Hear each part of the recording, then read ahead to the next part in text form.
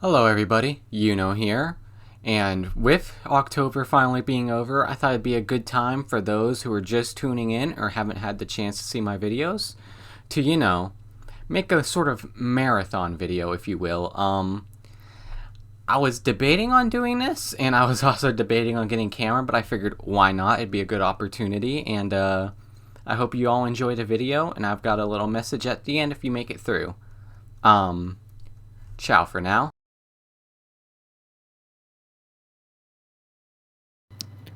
What's up everybody? My name's Yuno, and it is officially that time of year. Halloween time is right around the corner, and it's personally my favorite season, fall, and my favorite month, October.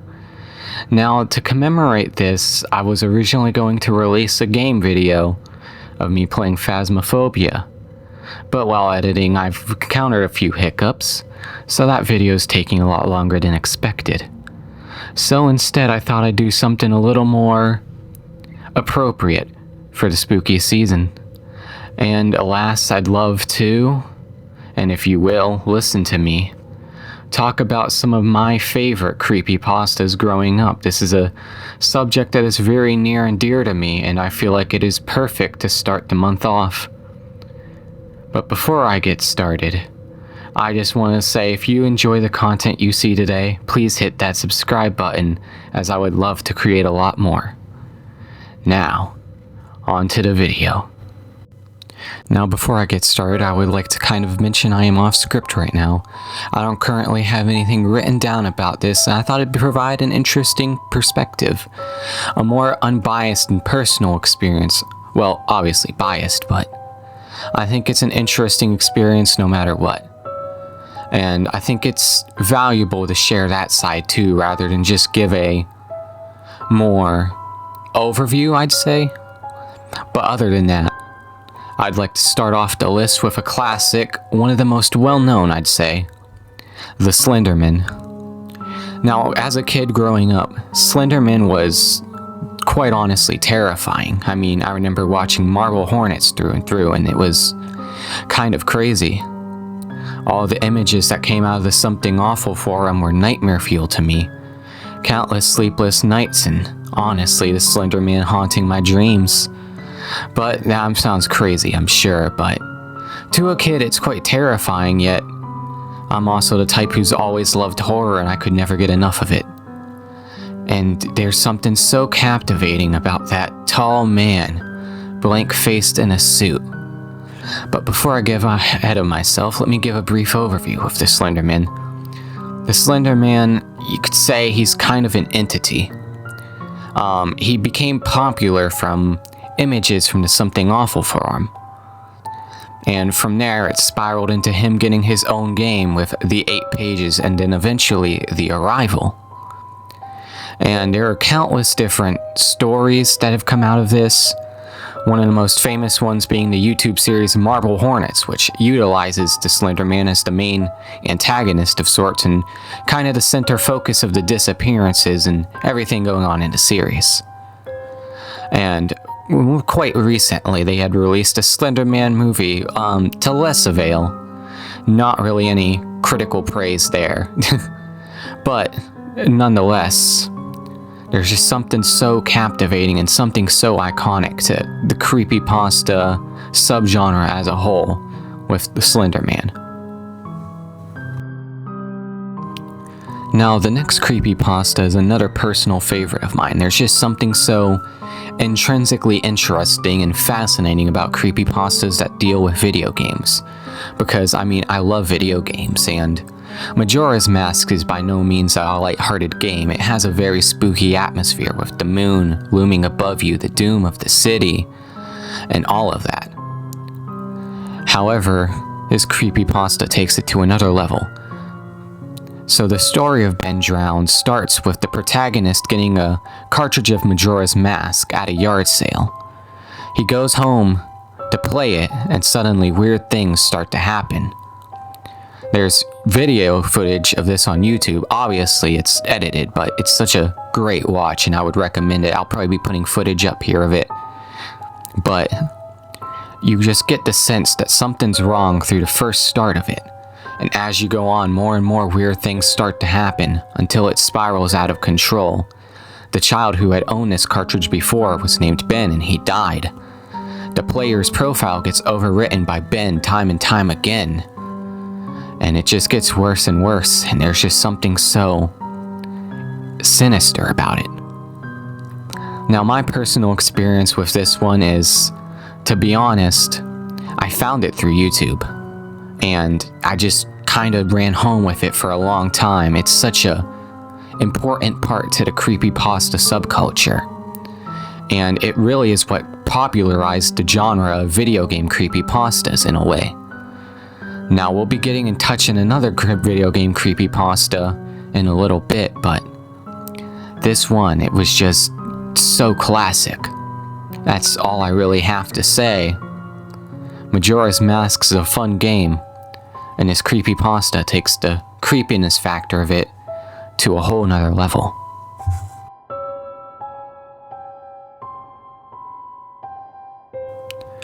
Now, the next few are just honorable mentions. These are very notable creepypastas, at least to me. However, they were never particularly my favorite. The first one I have to discuss would be that of Jeff the Killer. Now, this one's another classic, albeit kind of mediocre story about a teen who goes killer, bleaches his face and all that. There's a popular image online for this one that people are currently trying to track down the origins to. This one is not that scary, to be honest, but I still think it's important to mention. Tiki Toby is another one that's quite like Jeff the Killer, about a killer teen and all. Now, this one's I don't really have much to say about, honestly. It was pretty popular back in the day, back when like creepypasta OCs were popular and that. However, in terms of a story, it isn't really that good. And it's just kind of mediocre at best. Not scary, but it's another important part to the culture that I feel is worth mentioning. Smile Dog is another very iconic creepypasta from back in the day about an image of a heavily edited, I want to say husky, with eerie human-looking teeth. Now, I particularly remember this one fondly. It gave me chills and creeps and nightmares as a kid. But looking back on it now, there's nothing particularly scary about it. The story behind it's about anyone who looks at the image going insane, so well, here you go, here's the image in full glory. But this one's notable, but it's not one that stuck with me for a long time, like my main mentions. Candle Cove is another one of these classic lost media type creepypastas that stems from a story about an old TV show for children that broadcasted in a small town on a small channel. But I mean, there's really not much to go off of here other than that. Sci-Fi did take this for a spin with their TV show Channel Zero, which honestly I thought was quite a decent watch.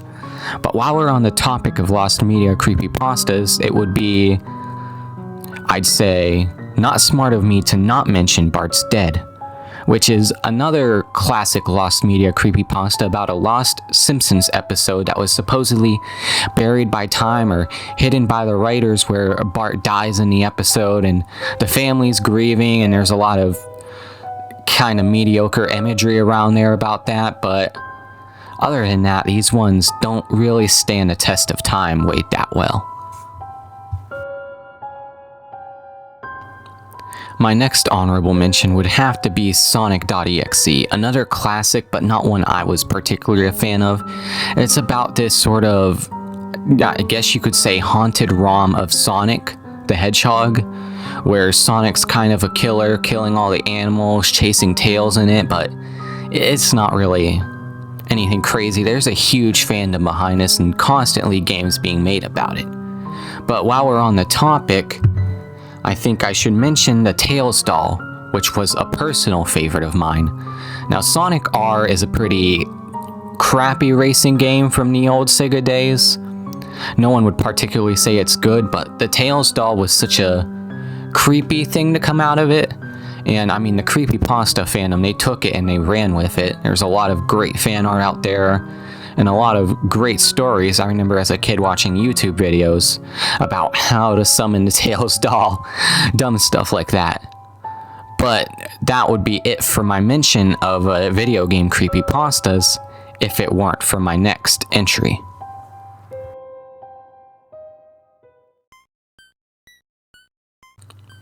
Now, Lavender Town is a classic example of a video game creepypasta done well. While the story is not that great, I mean, it's already dealing with such a creepy town. Now, Pokemon is one of my favorite franchises. I've played through all the games, and when playing through the originals, everyone admits that Lavender Town sticks out like a sore thumb due to its creepy atmosphere. And that's no thanks to the fact that the town's a graveyard and the amazing soundtrack. But this creepypasta in particular has to deal with the soundtrack, and that how there are hidden frequencies within the soundtrack that made Japanese kids have headaches and get sick and eventually unalive themselves. Now, as crazy and stupid as that sounds, obviously it's not true. The soundtrack does have this eeriness to it that as a kid, whenever I heard this soundtrack, I would have to have the lights on. I mean, it was terrifying. And honestly, out of all the video game creepypastas, I think Lavender Town Syndrome is one of the ones that still hold up. And not to forget anything, but there are also a few other Pokemon creepypastas like Lost Silver, White Hand, and Buried Alive that kind of fit the same bill. And I think they are all worth mentioning. And that would be probably one of my favorite creepypastas.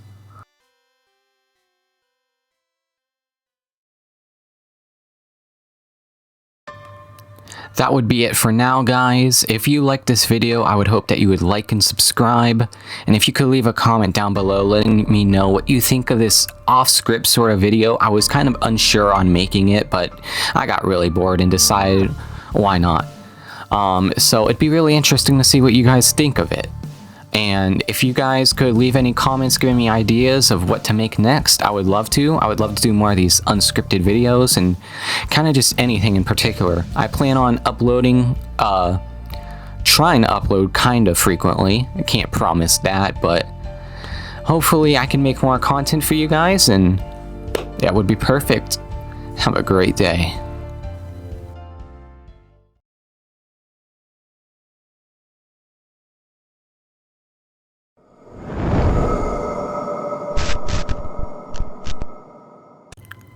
Thank you guys for joining me once again. I'm Yuno, and today we're going to be talking about dolls. More specifically, haunted ones. Now, haunted dolls are a fear for many people, and as such they avoid dolls all they can. However, I think they're quite neat, and I would like to discuss a well-known doll, not obscure but not as known as Robert the Doll, and that would be Peggy the Doll. A doll said to be cursed and can curse anybody who looks at it. So let's put that to the test. Now I'm going to unblur a picture of Peggy here, and you may choose not to look at it, as some claim looking at her can give you feelings of nausea, anxiousness, and one lady even claimed to have a heart attack. Now, I'm going to unblur it. Now that you've seen her, I'd like to get into the origins of Peggy the Doll.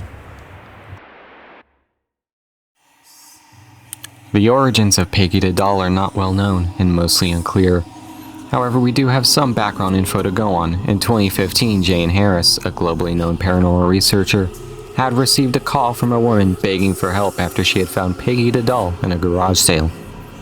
Soon after taking Peggy the Doll in, Jane began to feel ill and bedridden. She reportedly suffered from hallucinations and heard strange noises throughout the house. Things only got better once the doll was removed.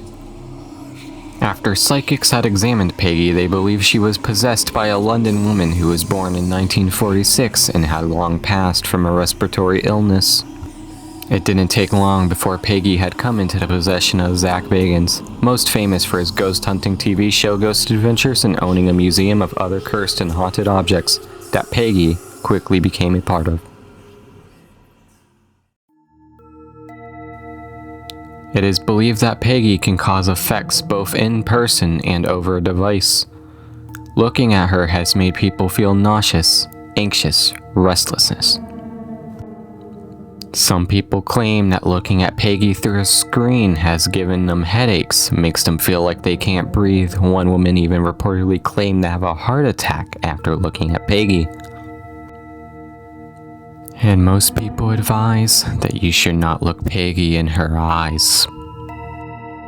Peggy the Doll is without a doubt creepy, and with the terrifying supposed effect it has had on people, it's no wonder many regard it as one of the most haunted dolls. Personally, I haven't experienced anything from looking at this doll. Sure, it's creepy, but most of that creepiness comes from the story it's attached to, and a lot of these effects people experience could be from fear, stress, and anxiety, which can all impact the body physically. However, I'm not ruling out that this doll couldn't be haunted, but it's one of those things that can't be proven, and I think that's the fun of the paranormal. It's the power to believe in something and suspend your doubt for a moment, to feel fear voluntarily, kind of like riding a roller coaster. I love to believe ghosts exist, but I won't ever say either that they do exist for a fact, or they don't. It would take the fun out of it, in my opinion. It's kind of like, how can you say aliens are real, but have you ever seen an alien? Even if you do believe in aliens, you can't prove it. And that's one of the things that makes the story of Peggy Doll so interesting, is that she just sort of popped out of nowhere, and now so many people have claimed to have had negative effects from just viewing her. So there could be some merit to the story, but at the end of the day, it's just a majority voice all saying they had the same experience. But who could prove them wrong, or prove them right at that matter? So before you dismiss the idea of the paranormal, I would like you to look at it like this. It's fun to believe, and it's fun to be scared. And for a lot of people, that's enough for them, and they don't need hard proof. And I would say I'm just the same, which is why I chose this story in particular, because I feel, in a way, it would be interesting to see who can relate. So please, if you relate, don't believe in the paranormal, or had a negative effect from viewing Peggy the Doll, please let me know in the comments. And if you liked the video today, it would be really awesome if you could leave a like, or hey, maybe even subscribe, and check out my other videos while you're at it. The countdown to Halloween has begun, and I have 5 more videos in the works to the lead up of Halloween. So if you would like to stay tuned for that, you'd have my gratitude. Have a wonderful day.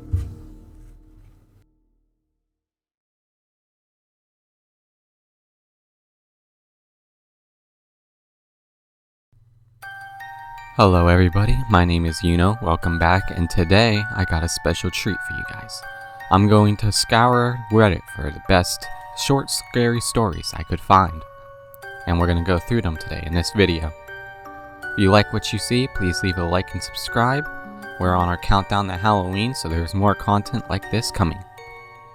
Now on to the video. I should feel something, right? Regret. I long for the days when regret squeezed me until I screamed, until I felt empathy, agony, something. When I first killed my first children, it hurt. A pang of regret, a tumor of I shouldn't have done that, bleeding into my brain. But the more I birthed them and killed them, again and again and again, the pain dulled. Now I have 3 darlings in front of me. Tessa, my first baby, glares at me from the chair, struggling against the ropes. I see so much of myself in her. They were doing so well. But here they are, in the slaughterhouse.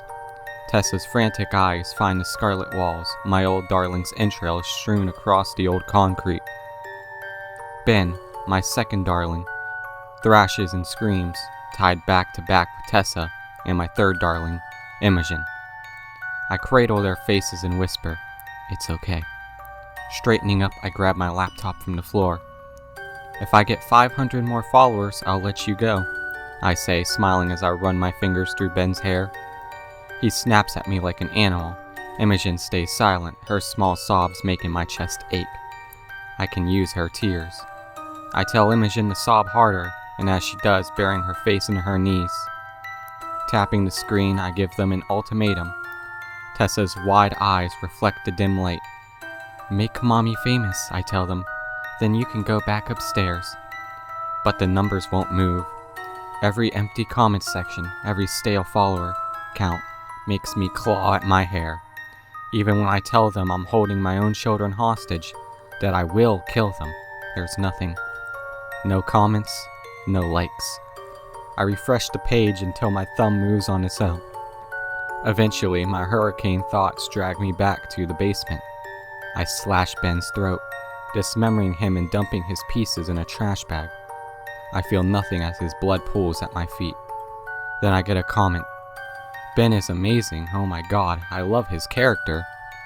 Fuck. Tessa screams and Imogen sobs harder.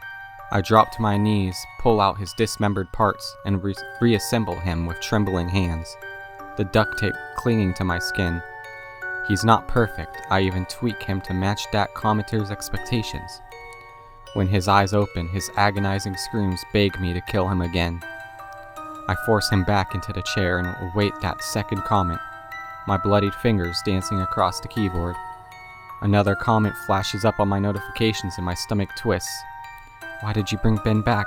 He's not the same. The likes stop. The comments, then the hits, all of them stop. I kill my darlings once more. I pour gasoline over their heads, ignoring their cries, dropping a single lit match. Orange flickers in my eyes, my baby's burning to nothing, but I'm already creating new darlings inside my head. They will be better. I pick up my phone, tapping the drop-down menu. Are you sure you want to delete this post?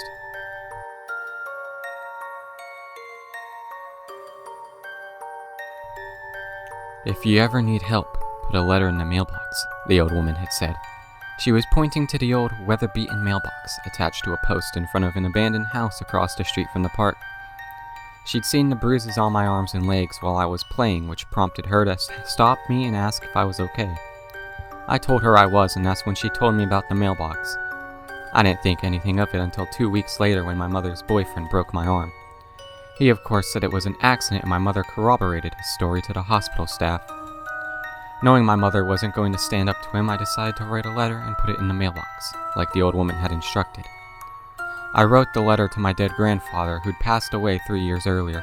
In it, I told him how much I missed him and how horrible my mother had become. I also gave him detailed accounts of all the times her boyfriend had used me as a punching bag whenever she wasn't around. Putting all of that down on paper actually did make me feel a lot better, which made me wonder if that was the old woman's point. On my way to school, I slipped the letter into the old mailbox, closed it, and raised a flag. When I did, I looked around to make sure nobody was watching me. Then I went to school and put the letter out of my mind. I didn't think about it again until I was on my way home. As I passed the house, I noticed that the flag on the mailbox was no longer looked up like I left it. Curious, I peeked inside and was surprised to see that my letter was gone. After closing the mailbox, I looked around to see if anyone was watching me, but I didn't see anyone. I did, however, see the old woman who was sitting on her usual park bench feeding the pigeons. I considered going over to her and asking her if she'd seen the letter taken, but I decided not to. When I got home, I was surprised to see several cop cars in front of my house, along with my mother standing on the porch talking to a couple of officers. She was crying. I found him like that when I got home, she sobbed. What's going on? I asked as I approached the porch. Oh, honey, my mom wrapped her arms around me. Somebody killed David. Do you recognize this, Miss Warren? A detective had come out of the house holding a clear evidence bag with a bloody belt in it. Attached to it was a huge buckle embossed with a bull. I recognize it, I replied before my mother could. That was my grandpa's. Where is he? We'd like to talk to him. He is dead, I said.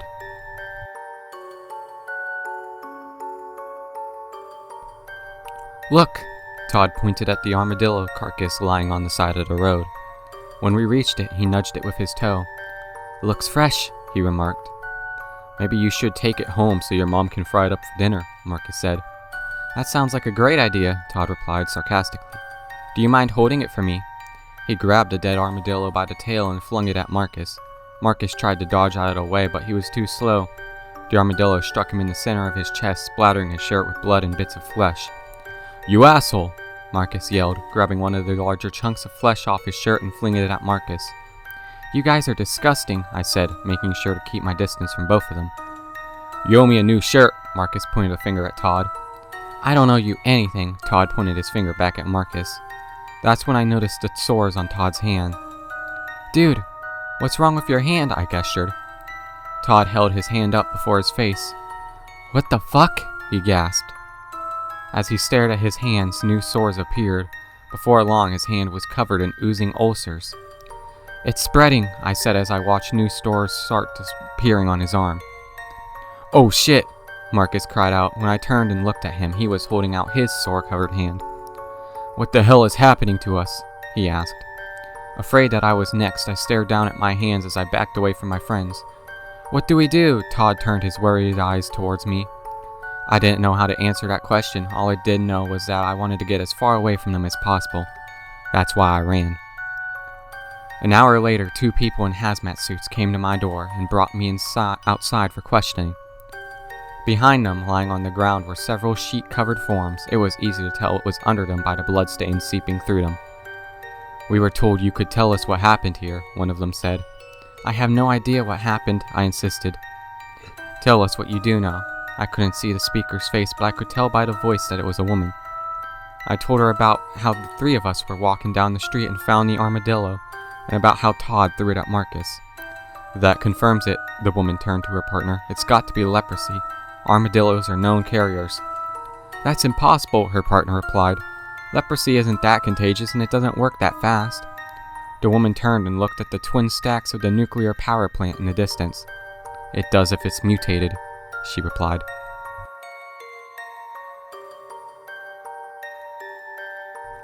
It was my idea to camp out here. I barely had to convince others. We were thrill seekers, almost bored to death in the summer break. Chasing the urban legend of skin weavers was an idea that was unanimously agreed upon. We pitched our tents in the heart of the Wolf Pine Hollow, deep enough that the signal was spotty at best, though we had brought walkie-talkies since we had intended to split up and explore. There were 5 of us, Mike, Jason, Carly, Beth, and me. We arrived late in the afternoon, the first evening passing uneventfully, roasting marshmallows, sharing lame horror stories. Mike joked about one of us being snatched by a skin weaver during the night. The next morning, Mike was gone. Carly was sick with concern. We should call for a search party. I laughed it off. You're such a worrywart, Carly. Bet he's out there in some cheap costume and attempt to scare us as we go looking for him. I won't be playing his game. Beth chimed in. Let's give him a few hours before he comes back bummed that his prank failed. But as dusk settled, it became clear. Either Mike was genuinely lost, or he was really committed to scaring us. Either way, we couldn't wait any longer. Alright, we need to find him now, I said, standing up. Knowing Mike, he's probably wandered off and gotten himself turned around, Jason chuckled, stretching. Or who knows, maybe a skin weaver got him. You know the legends, right? They wear your skin, and the Mike we find out there could just be one of them, pretending to be him. Beth smirked, clearly amused. Great, now I'll be second-guessing everything he says. I laughed along, but Carly's face went pale. That's not funny, Jason. Relax, Carly, Beth said, nudging her. It's just a dumb joke. Carly shook her head, clearly unsettled.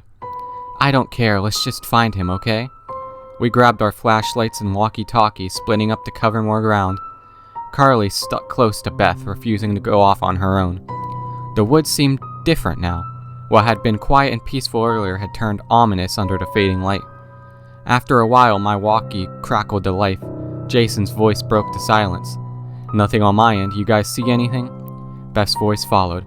No sign of him. Carly's a little freaked, but we're fine. I heard it. A voice faint, somewhere up ahead. Help. The tone was flat, emotionless, like a recording on repeat. Colin, what about you? Jason asked. Yeah, nothing on my end either. I turned the walkie-talkie off and head towards the direction of the sound. As I broke through the tree line, there it was, a towering figure draped in Mike's skin, the grotesque thing that lay beneath, shifting and writhing. The skin weaver. It lunged, but I was faster. I tore through it, ripping apart skin and muscle as if it were paper. I crouched down, staring at the writhing remains. They're mine, all of them.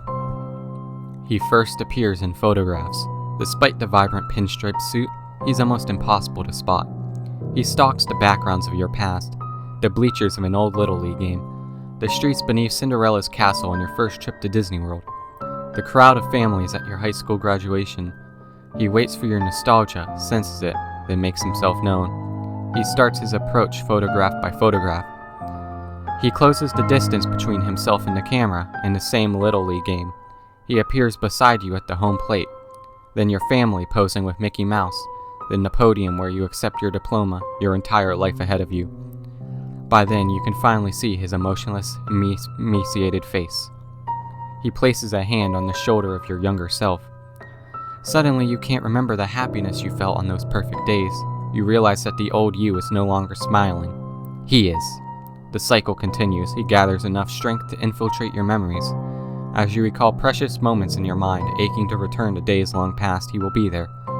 Once again, biding his time in shadow, studying your most memorable experiences, the ones never committed to paper or phone. Your first steps downstairs on Christmas morning, your first kiss, your first deep talk with your best friend. Every place in your mind where you feel the safest, where the world, no matter how hard it tries, can't hurt you.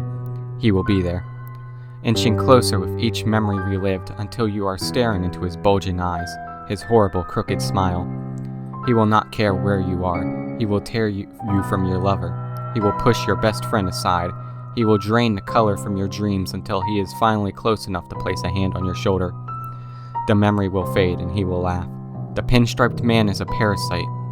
He will continue his work until your every happy memory, both documented and imagined, has been erased.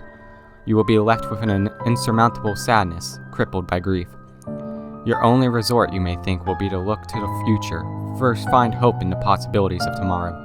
He will be there too, dancing, cackling, brandishing the joy he stole from you like a trophy. And then, truly, there will be nothing left. You will look at yourself in the mirror every morning for the rest of your days. You will not recognize your own face, emotionless and emaciated. You will only recognize the man always looking over your shoulder, ready to snuff out even the smallest flame of happiness inside you. He will always be there, smiling. My daughter was always a little odd. She struggled to make friends ever since we moved to New Mexico. Other children called her weird. When I tried to arrange playdates with other kids from her school, she'd sit in her room reading ghost stories and refuse to come out. Frankly, I didn't know how to help her. Her therapist in Santa Fe said she withdrew inwards as a coping mechanism. It had been 3 years since my wife died, but she still hadn't processed a loss. So when she told me she had an imaginary friend, I wasn't a bit surprised, relieved even. It was the happiest I'd seen her in months. His name was Old Lamplight. "He comes at night, Daddy," she said. "We talk through the window."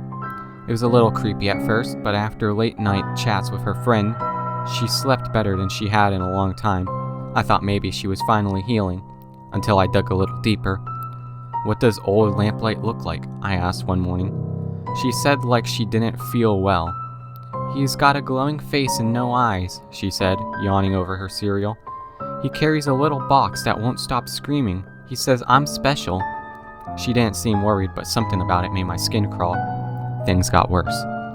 She'd wake up in the night begging for him to go away. I'd run to her bedroom and find nothing out of place, only a strange taste like copper in the air. One evening, she complained that Lamplight's box was so loud it hurt her ears. Then she collapsed. I rushed her to the hospital where my worst nightmares were confirmed. Bone cancer. She was only 8 years old. We tried every therapy, every treatment. Nothing helped. Her cancer was so aggressive it even baffled the doctors. It metastasized into her eyes, rendering her nearly blind. She hallucinated, howling that Old Lamplight was all alone without her. I couldn't cope. One evening I left the hospital and hit the bar. Got to talking to an old-timer. "You ever hear of somebody called Old Lamplight?" I asked. He thought for a moment, swirling his beer. "You don't mean old Johnny Lamplight, do you?" I shrugged. He went on. "Legend goes Johnny used to take his Geiger counter to go uranium prospecting out in the hills. Way back in the day. You'd see his lamp at night going over the mountains." He drained his glass.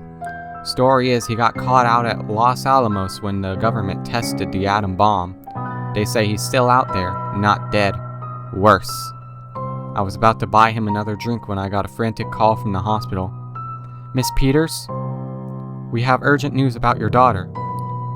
"What happened? Is she alright? Is she dead?" I asked, panicking. "No, sir." The voice on the line paused. "She's gone."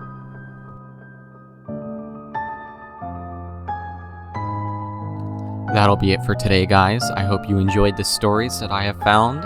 If you could let me know in the comments which one was your favorite. And hey, if you liked the video, maybe leave a like down below, and hey, maybe even subscribe. We're on our countdown to Halloween, and I've got about 3 more videos in the works. So, if you want to stay tuned for that, don't forget to check back and maybe check out my other videos.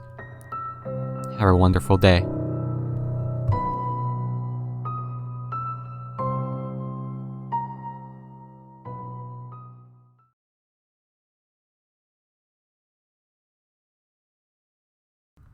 Hello everybody, here.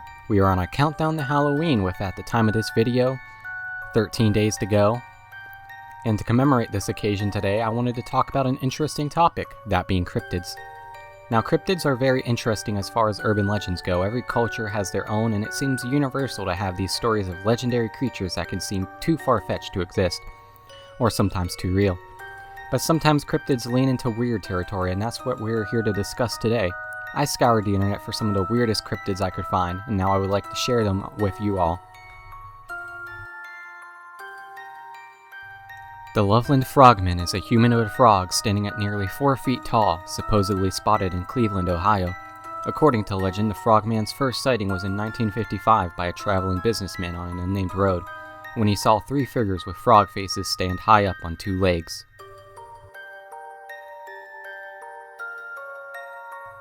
First allegedly spotted in Wexford County, Michigan, 1887, witnesses described a Michigan dogman as a 7-foot-tall bipedal canine-like animal with the torso of a man, with a terrifying howl that sounds like the scream of a human. According to legends, the Michigan dogman reappears every 10 years on years that end in 7.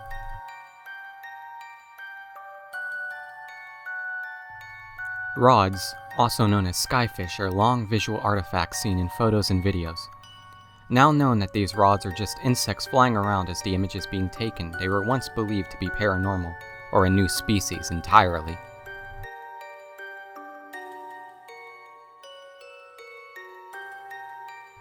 The snallygaster is a dragon-like beast that supposedly lives in the hills surrounding Washington and Frederick counties in Maryland. The earliest sightings have described it as having half-bird features mixed with a siren, demons, and ghouls. It has been described to have a metallic beak lined with razor-sharp teeth, often with octopus-like tentacles. It swoops silently from the sky to snatch up its victims. According to legend, it drinks their blood after swooping them up.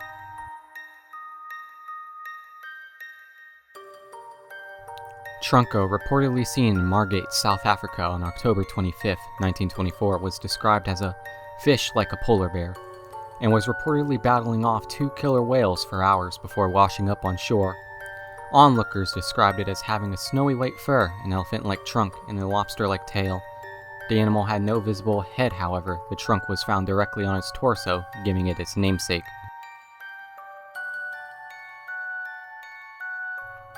It is advised that you do not say his name. The Skungly Man is a humanoid entity with ill intent. 7 feet tall with an appearance that is mixed with several forms of sea critters. According to the story of the Skungly Man, inhabits a parallel or pocket dimension of his own, and anytime someone says his name, you become visible to him through another dimension. He will then prey on your mind.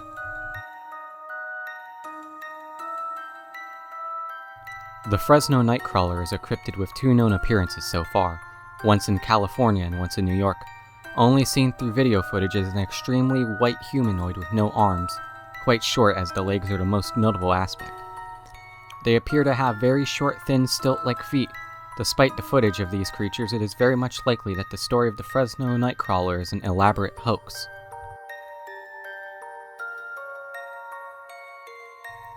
The Slide Rock Bolter is an out-of-this-world bizarre creature first spread around by lumberjacks in America in the 19th and 20th centuries. It is said to live in the mountains of Colorado, but only where the slope is at an angle greater than 45 degrees. It has a large, intense head, small eyes, and a large mouth, as well as a dolphin-like tail with an enormous grab hook. It will often remain motionless for periods at a time before spotting its prey. It will then drool a grease-like liquid out of its mouth to help propel its descent down the slope. Barreling down, it gulps up its prey whole, using momentum to prop itself up on the next slope.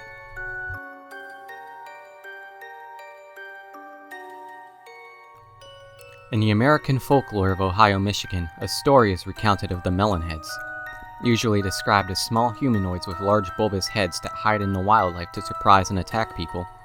Depending on where the story is recounted, the legend is different.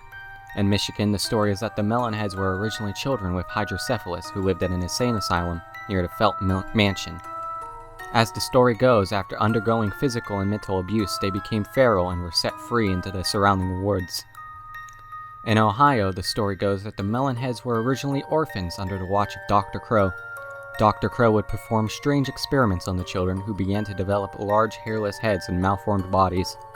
As the legend goes, they killed Dr. Crow and burned down the orphanage, retreating into the surrounding woods. One story of the melonheads in Connecticut tells of a prison or an insane asylum that had burned down, with 10 to 20 inmates escaping, fleeing into the surrounding woods. The legend states that their odd appearance is due to them having to resort to cannibalism to survive in the harsh winters of the region, and inbreeding, which led to their offspring developing hydrocephalus.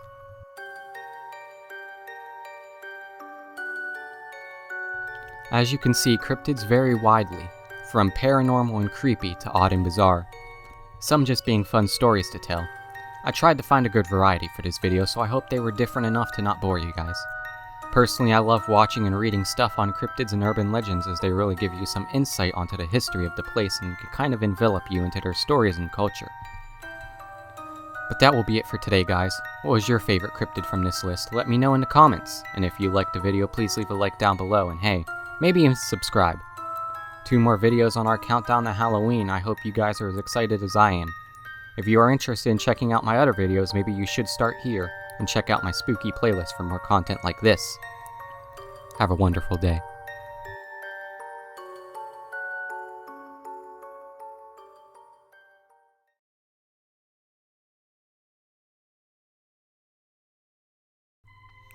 As the sun begins to set and the trees huddle together in small dark groups as if shielding themselves against the coming of night, you step quietly and quickly through the carpet of fallen leaves and stray twigs, recognizing and noting as you do every rustle, every snap of a branch created by your own footfalls. You note them so that you can distinguish them from the other sounds, the soft rustlings of leaves, the crack of bracken somewhere behind you. You increase your speed, knowing that night is not the only thing drawing closer. The sound increases as your pace and heartbeats quicken. You turn and in the fading light catch a single glimpse of the hunched, crawling thing that is pursuing you. Creeping forward like an animal and yet looking so horribly human. You only caught a single glimpse, but then you start to run. One glimpse is enough. Hello guys, Yuno here. We're on our countdown to Halloween with one more video to go. So in the second to last October video, we're going to go over the rake. The rake is sort of in a weird in-between between creepypasta, cryptid, and urban legend. In following my most recent videos, it felt right to dedicate an entire video to this entity. The rake has left a strong impression on many through the years, and especially on me growing up. Terrifying yet oddly intriguing and with lots of stories based on it. I'm only going to be able to scratch the surface, and I implore you to explore and look into the rake even more on your own. And before I get started with the video, I would like to say that if you enjoy the content you see today, I upload frequently and you can check out my other videos to see more videos like this one. Now on to the video. The rake is an entity with mysterious origin whose appearance is as grotesque as it is terrifying, with the most common depiction of it being humanoid in form. Naked, pale, almost starved, hairless on all fours, with beady white eyes. It is often described as carnivorous and vicious in nature, yet somehow seeming so frail. With terrifying speed, not many who see the rake live to tell the tale.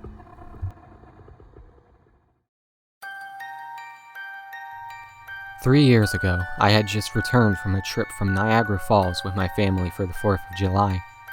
We were all very exhausted after a long day of driving, so my husband and I put the kids right to bed and called it a night.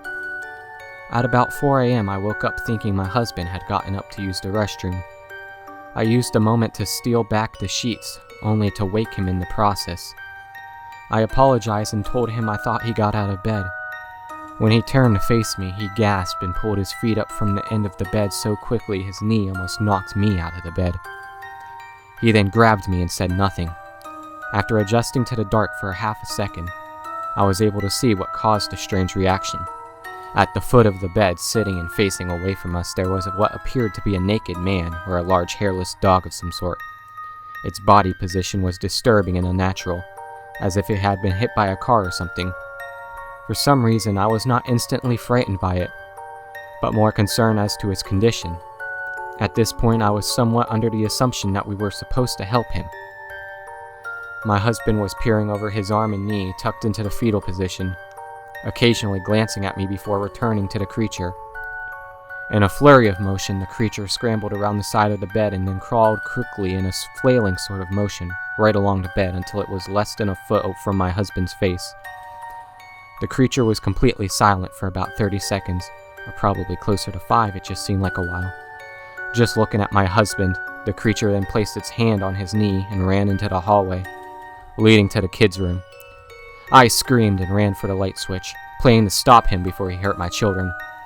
When I got to the hallway, the light from the bedroom was enough to see it crouching and hunched over, about 20 feet away.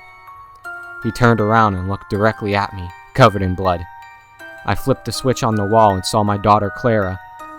The creature ran down the stairs while my husband and I rushed to help our daughter. She was very badly injured and spoke only once more in her short life. She said, "He is the rake." My husband drove his car into a lake that night while rushing our daughter to the hospital. He did not survive. Being a small town, news got around pretty quickly. The police were helpful at first, and the local newspaper took a lot of interest as well. However, the story was never published and the local television news never followed up either. For several months, my son Justin and I stayed in a hotel near my parents' house. After we decided to return home, I began looking for answers myself. I eventually located a man in the next town over who had a similar story. We got in contact and began talking about our experiences. He knew of 2 other people in New York who had seen the creature and we now referred to as the rake. It took the 4 of us about 2 solid years of hunting on the internet and writing letters to come up with a small collection of what we believed to be the accounts of the rake. None of them gave any details, history, or follow-up. One journal had an entry involving the creature in its first 3 pages and never mentioned it again. A ship's log explained nothing of the encounter, saying only that they were told to leave by the rake. That was the last entry in the log. There were, however, many instances where the creature's visit was one of a series of visits with the same person. Multiple people also mentioned being spoken to, my daughter included. This led us to wonder if the rake had visited any of us before our last encounter. I set up a digital recorder near my bed and left it running all night, every night for 2 weeks. I would tediously scan through the sounds of me rolling around in my bed each day when I woke up. By the end of the 2nd week, I was quite used to the occasional sound of sleep while blurring through the recording at 8 times the normal speed. This still took almost an hour every day. On the first day of the 3rd week, I thought I heard something different. What I found was a shrill voice. It was the rake. I can't listen to it long enough to even begin to transcribe it. I haven't let anyone listen to it yet. All I know is that I've heard it before, and now I believe that it spoke when it was sitting in front of my husband. I don't remember hearing anything at the time, but for some reason the voice on the recorder immediately brings me back to that moment. The thoughts that must have gone through my daughter's head make me very upset. I have not seen the rake since he ruined my life, but I know that he has been in my room while I slept. I know in fear that one night I'll wake up to see him staring at me.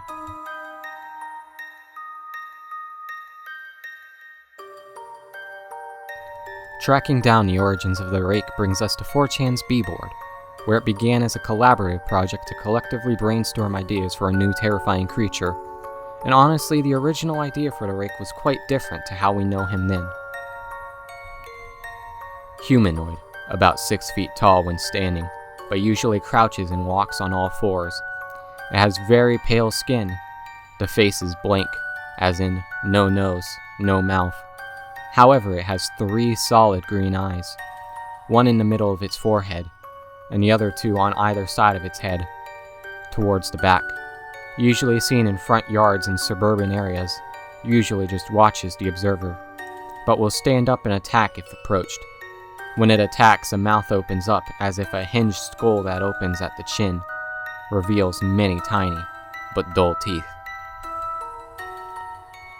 Eventually, the image we now associate with the rake was created via Photoshop and spread around like wildfire, becoming the new canon for the rake, and the story just spread from there, with people adding onto the story as eyewitnesses, claiming to have seen or been stalked by the creature.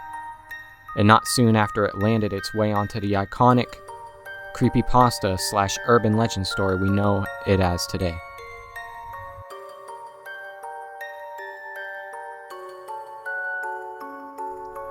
As I prepare to take my life, I feel it necessary to assuage any guilt or pain I have introduced through this act. It is not the fault of anyone other than him, for once I awoke and felt his presence, and once I awoke and saw his form, once again I awoke and heard his voice, and looked into his eyes. I cannot sleep without fear of what I might next awake to experience. I cannot ever awake. Goodbye. This was found in the same wooden box where 2 empty envelopes were addressed to William and Rose, and 1 loose personal letter with no envelope.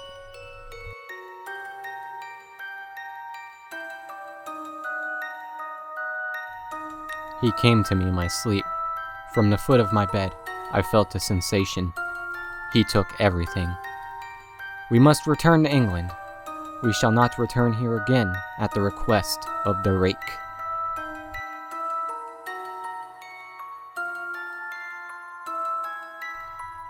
I have experienced the greatest terror. I have experienced the greatest terror. I have experienced the greatest terror. I see his eyes when I close mine. They are hollow. Black. They saw me and pierced me. His wet hand. I will not sleep. His voice.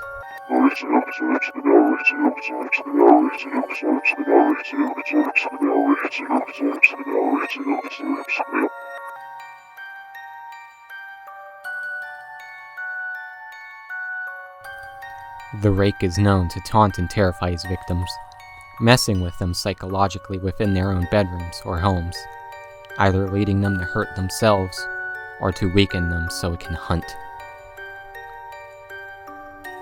The rake truly is a terrifying and iconic entity spawning from the internet, and I hope this video helps you better understand the story of the rake, as well as the origins. I found it super interesting to take a deep dive, and a massive credit goes to Brian Somerville for crafting the original story on Creepypasta.com. I highly recommend you check it out and read it for yourself. The takeaway I would like to instill with this video is the importance of these internet stories and urban legends. Not only can they scare, but they can bring communities together. The story of the rake was not one crafted by just one man, but was rather a collaborative effort from a group of people. These stories connect us and bring us closer to those with similar interests, and in turn makes us all feel a little less divided, which I feel like in this digital age is super important. It's so easy to get disconnected from personal connections when your world can be surrounded by apps and screens. Hell, it's something I've only just recently come to realize and made an effort to correct. Rant aside, I hope you all enjoyed the video and found it interesting. Did the story scare you, or want me to do any other stories? Let me know in the comments. And if you liked the video, it would be awesome if you could leave a like, and hey, maybe even subscribe. If you want to watch more, this is probably a good place to start. Halloween is coming up in just over a week, and the next video will come out on Halloween Day, with maybe one random one in between. But that one's going to be a big one, and I'd hope that you all could watch it. Have a wonderful day.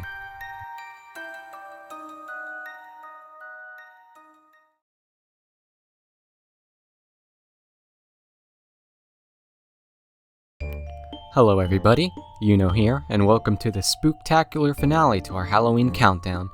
It's been a few weeks' journey, and I'd like to share my thanks to everyone who has stuck around to watch my content.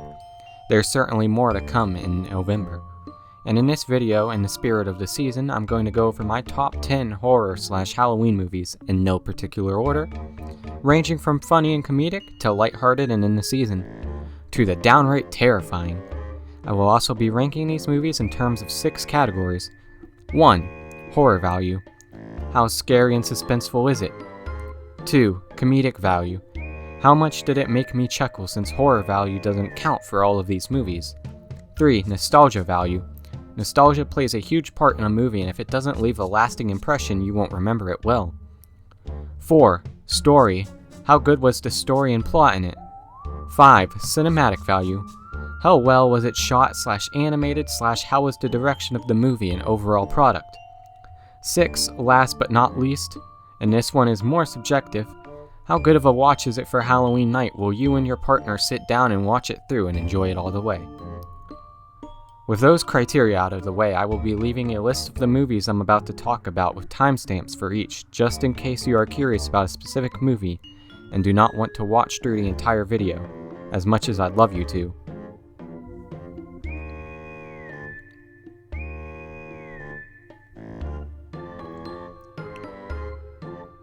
Without further ado, on to the video.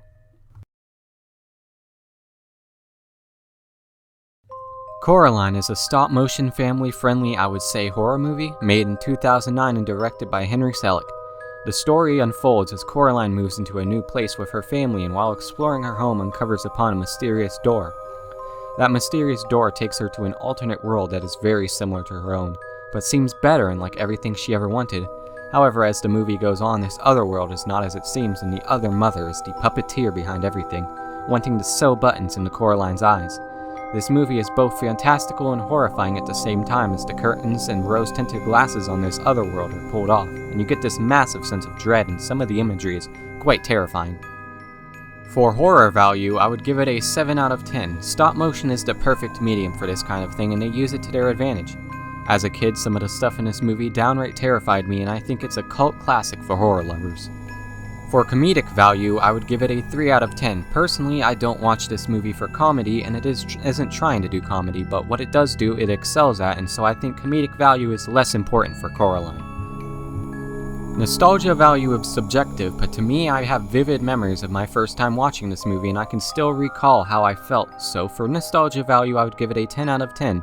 It's just such a classic and holds a place in the hearts of many of us. For story, I would also give it a 10 out of 10. It has an amazing story and hooks you to your seat from the very beginning. From the get-go, you are thrown into this mystery and this world with Coraline, and it just makes for such a compelling and enthralling narrative. For cinematic value, I would give it a 9 out of 10. The direction they went with this movie is so rich with world building, and every shot has purpose. The stop motion aspect adds to this as well.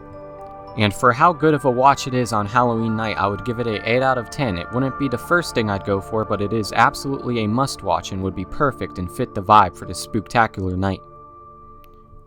Overall, Coraline is an amazing movie, and going by my criteria, I would rate it as a 9 out of 10. If you haven't seen this movie yet, what are you doing? Scary Movie is an adult parody movie of Scream, as well as parodying other movies as well, such as The Blair Witch Project, I Know What You Did Last Summer, and The Matrix. We follow Cindy Campbell and her friend group of teens as a killer in the town breaks loose dressed in the iconic ghost face mask and all. This movie holds no punches and has spawned several iconic memes. Run, bitch! Run! While it wouldn't be my first pick, definitely put this one on your to-watch list. For horror value, I would give it a 2 out of 10. It isn't really that much of a scary movie despite the content it's parodying. It's a little hard to get scared when it's full of jokes after all, but that's okay because it isn't trying to be scary, it's trying to be funny. For comedic value, I would give it a 10 out of 10. While some of the jokes may be controversial now, you will watch it back and always find a new joke to laugh at. Whether it is Doofy's dumb antics, Cindy's naivety, Shorty's stoner one-liners, there will always be something to laugh at in this movie, and I guarantee if you have never seen this movie before, you will laugh. For nostalgia value, I would give it a 10 out of 10. I have seen this movie as a kid, even though I shouldn't have, and it has stuck with me to this day, even shaping up some of my humor and the dumb stuff I still laugh at to this day. For story, I would give it a 4 out of 10. The story is very cliche for this kind of movie, however the plot twist at the end will always shock first-time viewers. For cinematic value, I would give it a 5 out of 10. It isn't bad, but it doesn't necessarily do anything new either, it's just kind of there for the comedy. For how good of a watch it is on Halloween, for me it's a 7 out of 10, perfect for the season if you love parody movies, but this one will be very subjective on whether you prefer horror or you prefer comedy. Overall, I give Scary Movie a 7 out of 10. If you haven't seen it yet and love comedies, definitely check this one out, though I will say it is a product of its time.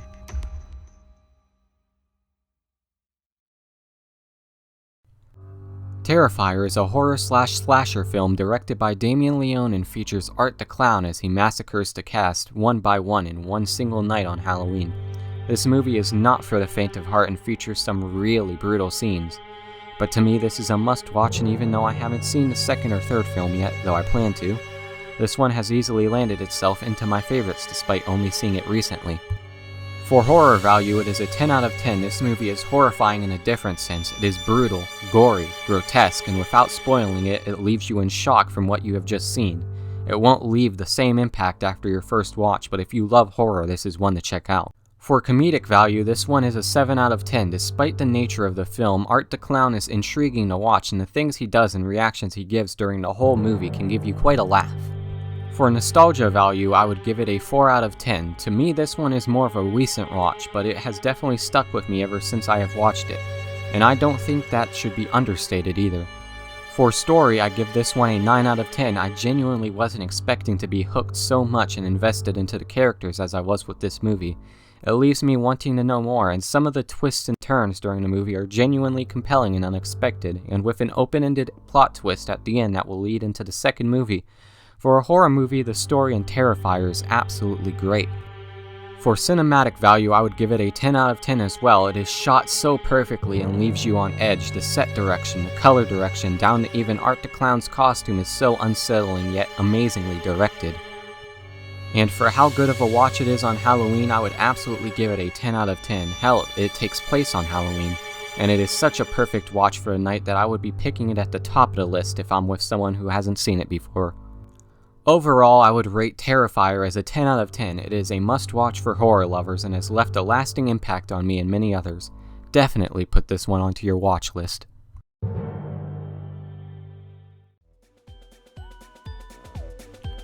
Directed by Henry Selick and based off of Tim Burton, The Nightmare Before Christmas is a Halloween classic to many, but believe it or not, I have only just recently seen it for the first time, but it's a testament to how good this movie is that it has landed in my favorites so quickly, and I think it is a must-watch to all of those who have not seen it yet.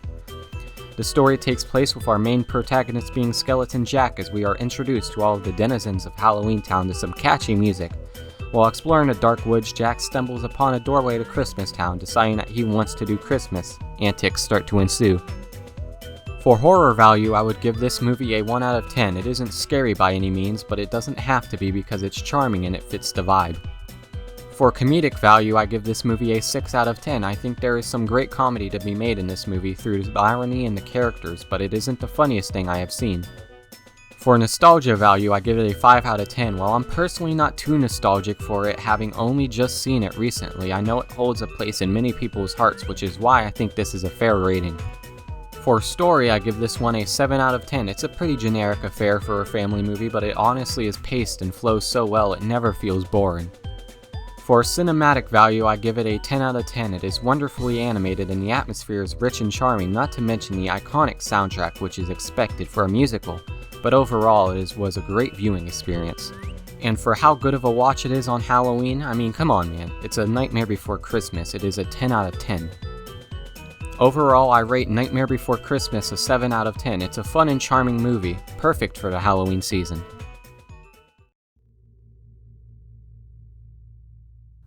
(2009's) Paranormal Activity is a horror movie shot in the style of home video and security cameras as a couple moves into their new home and weird stuff begins to happen.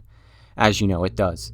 This one is a spine-chilling one and racks your nerves up upon first viewing. Wonderfully shot and with great direction, it's hard not to love this movie.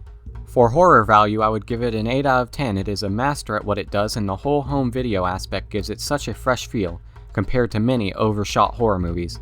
This one has some great scares, and the whole time it keeps you on your toes. For comedic value, it's a 1 out of 10, but it doesn't really count in this category since, you know, it's trying to be scary, not funny. For nostalgia value, I give it a 4 out of 10. Despite being a spine-chilling movie, this one hasn't stuck with me quite like others have. I can't remember too many of the huge scares that well. However, the concept of the movie was very original for the time, and for that it is remembered. For story value, I give it a 5 out of 10. It's pretty cut and dry as far as horror movies go, nothing bad, nothing new, or crazy good either. For cinematic value, I give it a 9 out of 10. I absolutely adore the direction this movie went with. It's wonderfully shot and all of the scenes are well executed. The director fully knew what he was doing with this story. And for how good of a watch it is for Halloween, I give it a 7 out of 10. It's by no means the best thing I've ever seen or at the top of my list. However, if haunted house and ghost movies are your sort of flavor, this movie will more than scratch that itch for you. Overall, I give Paranormal Activity a 6 out of 10. It's one of my favorites, however it isn't the best movie by any means, but it's a solid watch and if you haven't seen it, a definite recommendation for sure.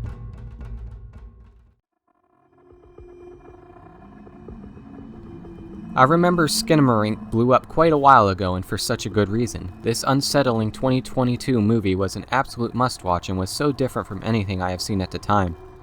Definitely taking a lot of inspiration from ARG and analog horror, two children wake up and find that their father is missing as well as every door and window in their house vanishing, as an entity stalks and toys with them. For horror value, I give it a 10 out of 10. This movie is unsettling, it keeps you unnerved from start to finish and you almost don't want to see what's going to happen next, with moments of eerie silence broken up with genuinely unsettling and sometimes upsetting things. This movie is sure to scare you, and it's so different from every other horror movie I've seen. For comedic value, I give it a 1 out of 10. It's not a comedy movie, it's straight up horror.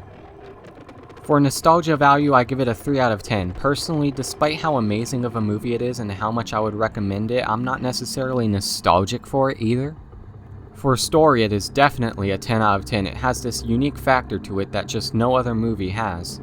You want to see what happens next, not just you need to see what happens next. It just sucks you in. Cinematic value is absolutely a 10 out of 10 as well. It's so unsettling and that's great. Every angle, every little detail is so perfectly thought out, and with a small budget, the fact they were able to make something this unique speaks a lot about the directors behind this movie. And how good of a watch is it for Halloween? I would say 9 out of 10. It's definitely going to deliver those spooks you are looking for, and it's going to over-deliver. Overall, I give Skinamarink a 10 out of 10. I have never seen anything like it, and if any movie you guys choose to watch off of this list, if you haven't watched it yet, I implore you to watch Skinamarink.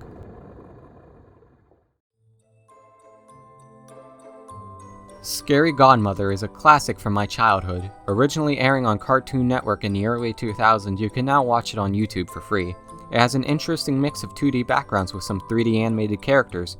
Nowadays, watching it can be jarring due to the CGI being kind of dated, but it has a charm to it. Many have grown up with it and is a Halloween staple with iconic characters and moments. This one I feel is a must-watch. For horror value, I give it a 1 out of 10. It is not scary by any means, as it's more of a family-friendly movie and focuses on the characters, setting, and comedy. For comedic value, I give it a 6 out of 10. It's not the funniest thing I have watched, but it's got some great moments and the characters are endearing and all unique.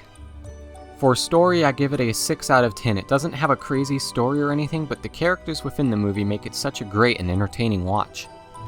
For nostalgia value, I give it a 10 out of 10. It is a movie I and many others have grown up and are nostalgic for. Thinking back on it now, the movie almost feels like a fever dream, if that makes sense. For cinematic value, I give it a 5 out of 10. It is very dated, but it has a unique style that will stick with you. The direction they took it in is definitely unforgettable. For how good of a watch it is on Halloween, I give it a 10 out of 10. Definitely put this one on your to-watch list. There's no excuse since it's free. It fits the vibe so perfectly and is a great palate cleanser due to its lighthearted nature. Scary Godmother and the sequel that follows are definitely good watches for this spooky season, and I highly recommend it. Overall, I give it a 7 out of 10. While it doesn't blow anything out of the water, it is just a fun watch and you don't need anything more than that, right?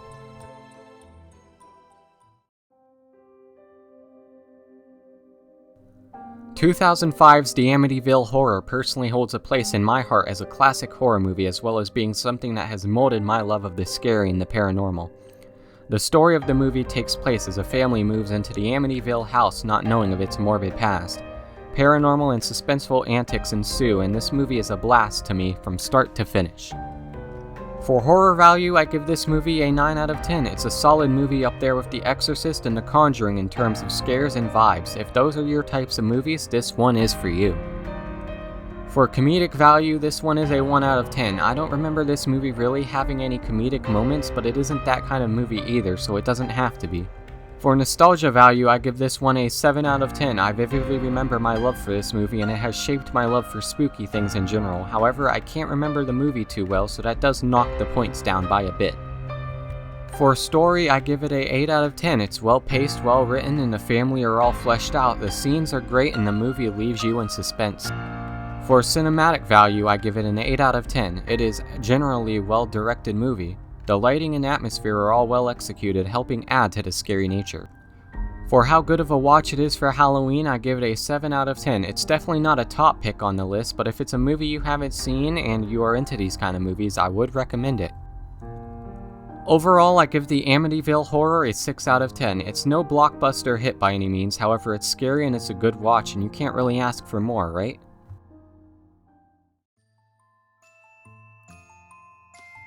Using mocap CGI animation, Monster House brings a unique feel and art style reminiscent of other movies of the time, and it is a very nostalgic movie for many people and a great watch for people who love spooky things. After the mean old neighbor has a heart attack on his lawn at the old scary house down the street, our main cast are drawn to the house. They come to find out that it's alive. For horror value, I give this one a 6 out of 10. It's nothing crazy, but for a kid it could be a good jumping on point for horror, and it especially was for me. This movie does have some genuinely unsettling things and well-directed scares. You become afraid of the house. For comedic value, I give this movie an 8 out of 10. It has some pretty good comedic moments, some that are iconic. It still gets a good laugh out of me sometimes. For nostalgia value, I give this movie a 10 out of 10. I still can remember so many parts very well. Lots of memories of watching this movie at school movie days close to Halloween time, and I can't even count how many times I have seen this movie, to be honest. For story, I give this movie an 8 out of 10. The story is pretty solid, has a good revelation as you uncover the mystery of the monster house. The characters are all unique and endearing, and you find yourself rooting for them, and the world feels so alive. For cinematic value, I give this movie a 9 out of 10. For the time, it is quite a well-animated movie and has its own unique feel and vibe, which I will always respect and give credit to. The atmosphere is rich and it balances the horror and comedy so well.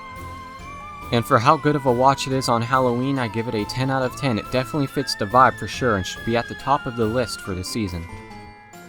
Overall, I give Monster House a 10 out of 10. It is a must-watch for those who haven't seen it, and it will always hold a place in the hearts of me and many others.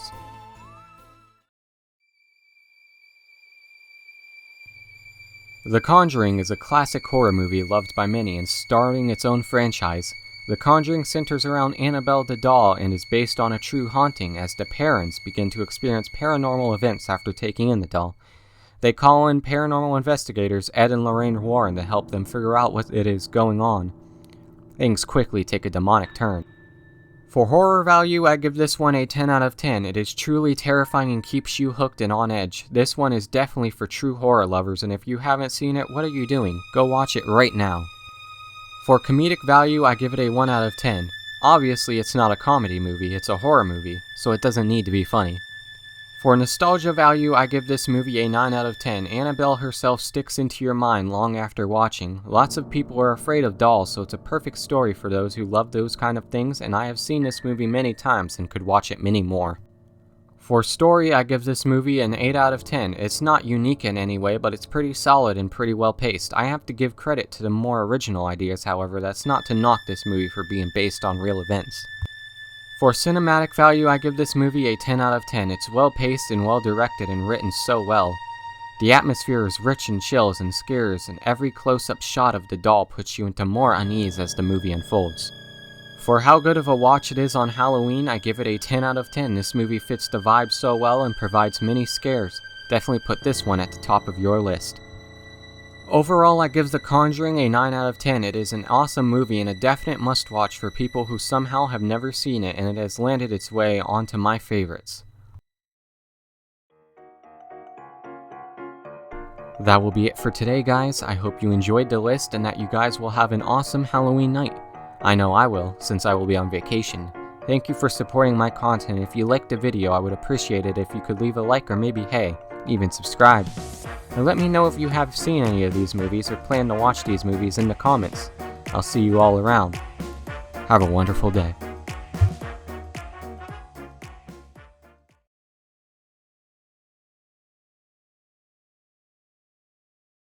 Thank you for tuning in again, everybody. I'm Yuno, and I hope you enjoyed this marathon video. I think I'm going to be doing these every month just to try and, like, I don't know, create more long-form content that people could either watch as, like, in one sitting or have in the background, or just something like that. If you liked the video you saw here today, guys, please leave a like and subscribe. Comment what was your favorite video of the month of October, and I hope to see you all next time. Have a wonderful day.